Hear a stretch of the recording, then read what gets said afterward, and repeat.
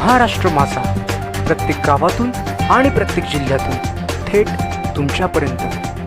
अलिबागमध्ये भव्य तिरंगा रॅली, नगरसेवक अंकित बंगेरा यांच्या उपस्थितीत देशभक्तीचा जल्लोष।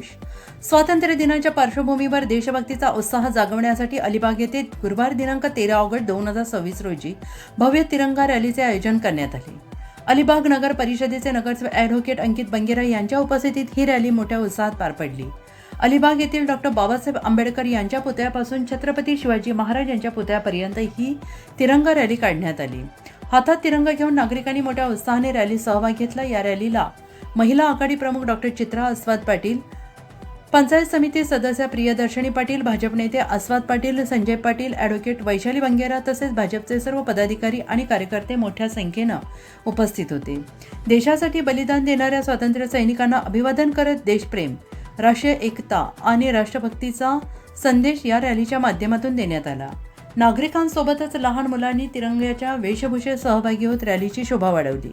अलिबागच्या रस्त्यांवर तिरंग्याच्या रंगांनी आणि देशभक्तीच्या वातावरणाने उत्साह निर्माण झाला। भारत माता की जय आणि वंदे मातरमच्या घोषणांनी संपूर्ण परिसर दुमदुमून गेला।